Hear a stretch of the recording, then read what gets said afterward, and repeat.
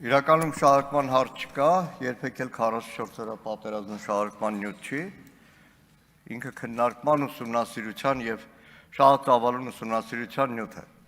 Շահարկումը իրականում իշխանության կողմից էր, սիրելի հայրենակիցներ, տարիներ առաջ ազգային ժողովի ձևավորման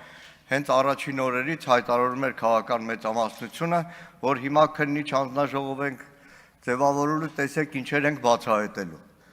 Երկար տևական ժամանակ այդ քննիչ հանձնաժողովը աշխատել է, որը ձևավորվել է Պաշտպանության եւ Անվտանգության մշտական հանձնաժողովի հիմքի վրա։ Ընդդիմությունը ուներ վերապահումներ, որ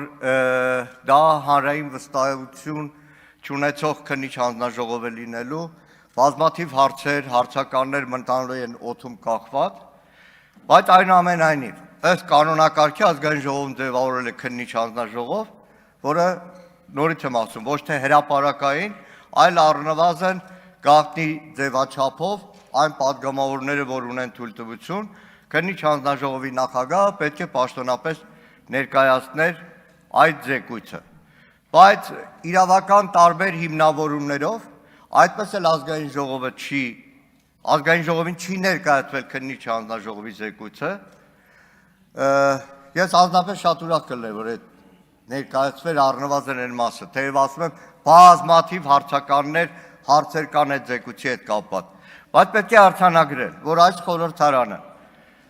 ավարտելով իր աշխատանքը, այդպես էլ այդ խորհրդարանին չներկայացվեց 44 օրյա պատերազմի քննիչ հանձնաժողովի զեկույց, եւ եթե պարոն Սիմոնյանն ասում է, մի օր չէ, երկու օր չէ, բազմաթիվ օրեր ենք ծանոթացել,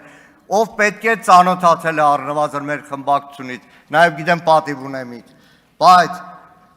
այդ թղթածրարը, որ կարդացել ենք, հիմա դա ինչ է, զեկույց է համարվում այն, ինչ որ ներկայացվում է ազգային ժողովին, ազգային ժողով նման փաստաթուղթ չի ներկայացվել, այսքանը։